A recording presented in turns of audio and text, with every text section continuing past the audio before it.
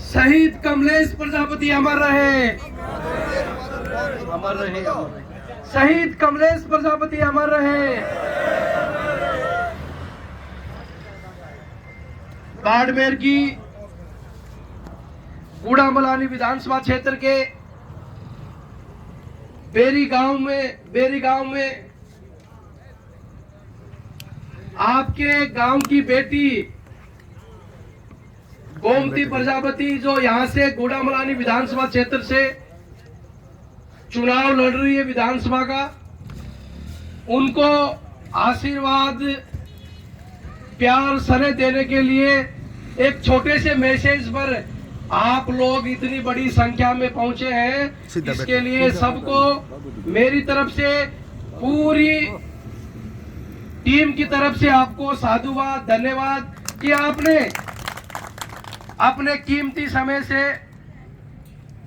इस बेटी के लिए आपने समय निकाला है। आपको पुनः धन्यवाद। साथियों, आपको पता है 25 नवंबर 2023 को राजस्थान विधानसभा के चुनाव होने जा रहे हैं। इस चुनाव के माध्यम से गांव गरीब गाड़ी के अंतिम छोर पर बैठे हुए उस व्यक्ति, उस परिवार जिसके तकदीर, जिसके भविष्य का निर्धारण होना है। ये वोट कोई एक एमएलए बनाने का या किसी मुख्यमंत्री का चुनाव करने का वोट नहीं है। आप सब लोगों के, नौजवान युवाओं के भविष्य का, बुजुर्गों के सम्मान का, माता बहनों के स्वाभिमान का, उन सबके स्वाभिमान की लड़ाई का ये सवाल है।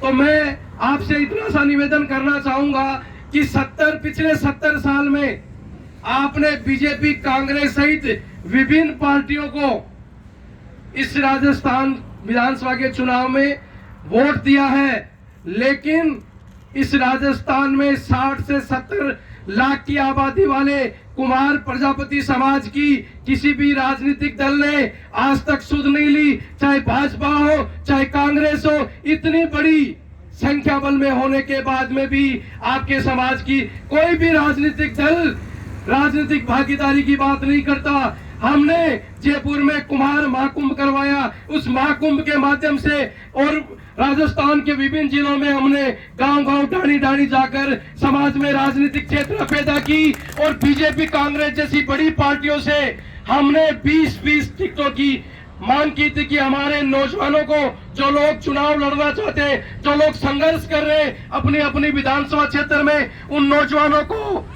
विधानसभा में जाने के लिए भाजपा, कांग्रेस 20-20 टिकटें दे। लेकिन भाजपा, कांग्रेस 60 से 70 लाख की आबादी होने के बाद में भी हमारे समाज को कोई टिकटें नहीं दे रही है। एक आधी जगह टिकटें दी, इसके अलावा कहीं टिकटें नहीं दी हमारे समाज को, जबकि राजस्थान की आबादी का 7% हिस्सा कुमार प्रजापति समाज का हमारा, अगर राजस्थान की 8 करोड़ की पॉपुलेशन है तो उसमें हमारा 7% हिस्सा है। 7% हिस्सा हमें मिलना चाहिए था, लेकिन किसी भी पार्टी ने हमें हिस्सा नहीं दिया। इस बात को लेकर पूरे राजस्थान के कुमार प्रजापति समाज के नेतृत्व करने वाले लोग, आम बुद्धिजीवी, सब लोगों से राय शुमारी की गई कि भाजपा, कांग्रेस हमें टिकटें नहीं दे रही है, हमें क्या किया जाए।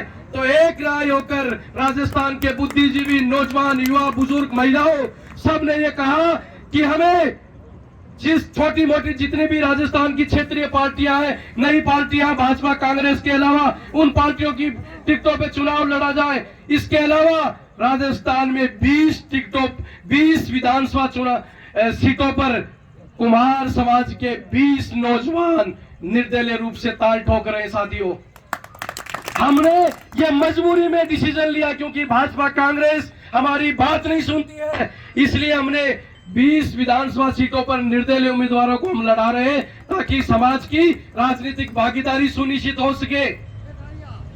अगर चुनाव के वक्त हम लोगों को चुनाव नहीं लड़ाएंगे और हम बात करते हैं कि समाज की राजनीतिक भागीदारी सुनिश्चित होनी चाहिए, बिना चुनाव लड़े तो राजनीतिक भागीदारी आपकी सुनिश्चित नहीं हो सकती। हमने इसलिए 20 विधानसभा क्षेत्रों में चुनाव लड़ा रहे जहां हमारी लगभग 15 से 30, 40, 50 हजार तक हमारे वोटों की संख्या, जैसे आपके बाड़मेर के इस गुड़ामलानी में 30,000 की संख्या, ऐसी विधानसभाओं में हम चुनाव लड़ा रहे।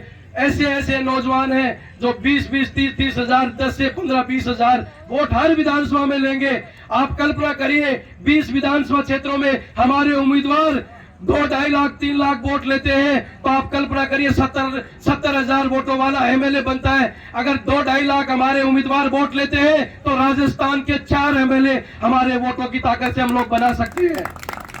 तो आने वाले वक्त पर एमपी के चुनाव हो रहे, हम राजस्थान में 25 लोकसभा सीटों में से 4 लोकसभा की सीट कुमार प्रजापति समाज के लिए हम मांग कर रहे हैं। अगर आप 3 लाख 2-2.5 लाख 3 लाख वोट करोगे पूरे राजस्थान के साथी, तो निश्चित रूप से हमारा जो सपना है कि आज देश की संसद खाली पड़ी है, पूरे देश में कुम्हारों की 10 करोड़ आबादी है, एक कुम्हार प्रजापति नाम सरनेम लगा मानने वाला संसद के अंदर हमारा एक भी व्यक्ति नहीं है। और इस चुनाव के माध्यम से अगर आप इन उम्मीदवारों को वोट दोगे तो आपके वोट की ताकत के बल पर राजस्थान सहित पूरे देश भर में आपके समाज का स्वाभिमान बढ़ेगा, आप सबकी इज्जत बढ़ेगी, आप सबका सभी राजनीतिक दल या सरकारों में आपकी हिस्सेदारी बढ़ेगी। सरकार आपके बिना कुछ भी काम नहीं करेगी। और मैं आपको स्थानीय समस्याओं की मैं जानकारी देना चाहूंगा साथियों। पिछले 22 अप्रैल 2021 को इस मारवाड़ क्षेत्र नहीं, पूरे राजस्थान का ऐसा नौजवान कमलेश प्रजापति, जो नौजवान आगामी भविष्य का एक एमएलए होता, उस एमएलए को राजस्थान सरकार के एक बड़े नेता की सह पर, राजस्थान की सरकार की सह पर पुलिस ने निर्मम तरीके से, फर्जी तरीके से उस नौजवान की हत्या कर दी, उसकी राजनीतिक हत्या कर दी। और उस हत्या में उस परिवार को, कमलेश को न्याय नहीं मिले। दोनों सरकार हत्या करवाने वाले नेता को जेल में नहीं जाना पड़े।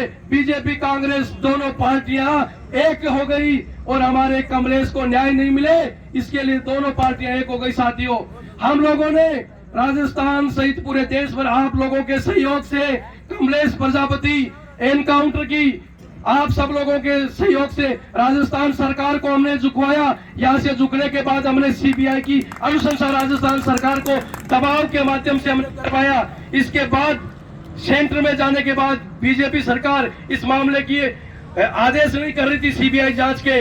हमने राजस्थान के 25 लोकसभा के 10 राज्यसभा के सांसद, टोटल 35 सांसद होते हैं, उनमें से हमने 29 सांसदों के प्रधानमंत्री सांसदों के माध्यम से प्रधानमंत्री को हमने लेटर लिखवाया और आपके भाई, आपके समाज के बेटे कमलेश प्रजापति के एनकाउंटर की सीबीआई जांच करवाने के लिए हमने सरकार को झुकाया और उस मामले की सीबीआई जांच हुई। 1 साल तक सीबीआई ने इस मामले की जांच की और हमने, बीजेपी जब हमारी बात नहीं सुन रही थी, हमने जयपुर कूच का आह्वान किया 25 जून 2021 को। उस कूच से राजस्थान सरकार, बीजेपी दोनों घबराकर मुझे 24 जून 2021 को जयपुर गिरफ्तार करके सेंट्रल जेल भेज दिया गया। 4 दिन इस भाई की न्याय के लिए हम सेंट्रल जेल जाके आए। तो साथियों, मैं तो आपको यह आश्वस्त करना चाह रहा हूं कि हम लड़ाई आपकी मजबूती से लड़ रहे हैं। जब कमलेश का एनकाउंटर हुआ था, आपकी गुड़ामलानी विधानसभा क्षेत्र में 4 नेता, जो बड़े स्तर के मैं 4 नेता बताना चाहूंगा, कांग्रेस के पूर्व मंत्री हेमाराम चौधरी ने एक जबान तक नहीं खोली कमलेश प्रजापति के एनकाउंटर के विषय को लेकर कि भाई इस भाई को न्याय मिलना चाहिए या इस भाई के परिवार को न्याय मिलना चाहिए। एक जबान तक नहीं खोली। इसके अलावा यहाँ से जो के बिश्नोई जो चुनाव लड़ रहे हैं बीजेपी की टिकट पे, उसने जबान तक नहीं खोली।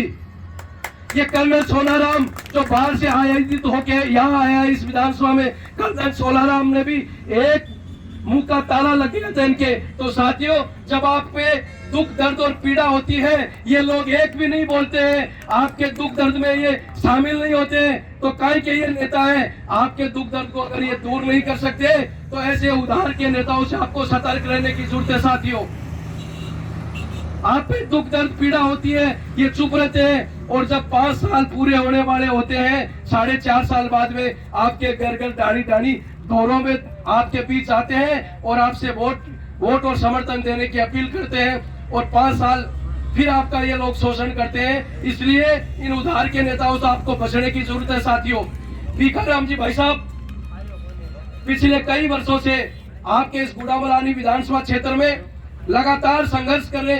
कोई छोटा सा व्यक्ति भी इनको रात को 12 बजे कोई फोन करता है तो ये व्यक्ति अपने खुद के साधन निजी वाहनों से वहां पहुंचकर उस परिवार का जैसा भी दुख दर्द है उसको दूर करने के लिए ये भिखाराम जी भाई साहब यहाँ काम करते हैं। तो इसलिए हम सब के लिए कोई व्यक्ति संघर्ष करे, उस व्यक्ति के लिए हमें काम करने की जरूरत है, उस व्यक्ति को आगे बढ़ाने की जरूरत है। अगर मैं आपको बताना चाहूंगा, इस बार भाई साहब को आप लोग मजबूत नहीं करोगे तो आप इस गुड़ामलानी क्षेत्र में एक ऐसे नेता को खो दोगे जो नेता आपको दिन रात आपकी सेवा में लगा रहता है।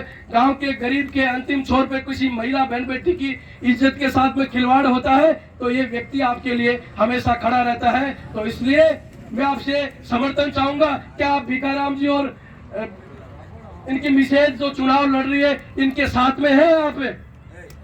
आप अपनी स्वीकृति प्रदान करें।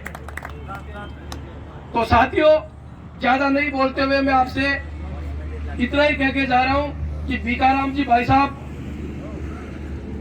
के लिए मैं आपको इतना ही कह सकता हूं, मैं इनके गारंटर के रूप में आपके बीच में उपस्थित हूं। 600 किलोमीटर से चल के आया हूं। आगामी 2 दिनों तक आपके विधानसभा के हर गांव ढाणी तक मैं जनसंपर्क करूंगा, हर समाज तक परिवार तक मैं पहुंचने का प्रयास करूंगा। तो मैं तो इनका गारंटर बन के आपके बीच में आया हूं कि भाई को जो भी आप आदेश दोगे उस आदेश की पालना होगी। भाई काम नहीं करेगा तो आप मुझे कह सकते हैं। मेरे नंबर काफी से नौजवानों के पास में मेरे नंबर है। तो मैं आपको आश्वस्त करके जा रहा हूं, ये भाई आपके बीच में सदैव आपके लिए संघर्ष करेगा। और इस चुनाव में आप 6 नंबर बैलेट नंबर 6 पर सीटी का निशान है, उसको दबाकर भारी मतों से आप लोग विजय बनाए ताकि आपके समाज की ताकत हो। ये चुनाव हार जीत का नहीं है। मैं तो ये कह रहा हूं, आप 30,000 की वोट बता रहे हो। 30,000 कहने से या वोट मान्य नहीं होते। वोट को जब तक आप मशीन में नहीं डालोगे, खटका नहीं दबाओगे, आपके वोटों की गिनती नहीं कराओगे, तब तक आपको कोई नहीं पूछेगा। एक बार आप गिनती करवा दोगे तो आपको मैं कह रहा हूं, जितने भी राजनीतिक दल है, चाहे भाजपा, कांग्रेस या और भी कोई पार्टियां, वो पार्टियां आपको ऑटोमेटिक पूछने लग जाएगी। आपके घर और आपसे पूछेगी, ये जो बुजुर्ग बाबा बैठे हैं इन बाबाओं से पूछेगी, बाबा बता तेरी समस्या क्या, तेरे घर की परेशानी क्या, पानी की व्यवस्था करनी है, नाली की, सड़क की, तमाम तेरी कोई परेशानी है तो बता। लेकिन आप जब तक वोट नहीं दोगे तो कोई नहीं पूछेगा आपको। जैसा कि आप देख रहे होंगे, पहली बार आप गर्व महसूस करोगे। आज तक आपने उधार के नेताओं की दरिया कुर्सियां लगाई है। आज आपने स्वयं के लिए दरी बिछाई है। इससे पहले आज तक आपने स्वयं के लिए दरी बिछाई है तो बता दीजिए। ये पहला मौका है कि आपने अपने स्वयं के लिए आपने दरी बिछाई है, स्वयं के लिए आपने मेहनत की है। इसलिए ये भिखाराम जी का या इनका खुद का चुनाव नहीं है। आप सब लोगों को चुनाव भिखाराम जी बन के आपको काम करना पड़ेगा। और इन तानाशाह सरकारों को और ये जो तानाशाह पार्टियां हैं इनको धूल चटानी होगी, तभी आप सुकून की जिंदगी जी सकते हैं। आए दिन हम देखते हैं किसी कुम्हार की बहन बेटी की अबला नारी की इज्जत लूट ली जाती है, किसी गरीब कुम्हार के खेत पे कब्जा कर लिया जाता है, किसी का रास्ता रोक लिया जाता है, किसी छोटे मोटे व्यापारी की दुकान पे बंदूक लगा के उसको लूट लिया जाता है। आए दिन तमाम तरीके की गतिविधियां हो रही है। जब तक आप लोग संगठित नहीं रहोगे, इस तरह आप कुटते पिटते रहोगे, कोई मसीहा आपके बीच में नहीं आएगा। आप ये जो चुनावी समर है, इस चुनाव वोट की ताकत से अगर आप इनका घुटना दबा दोगे तो निश्चित रूप से आपका कोई बुरा नहीं कर सकता। और मैं आपको बताना चाहूंगा, आप सोचते हो कि हमारे एक वोट से क्या होगा।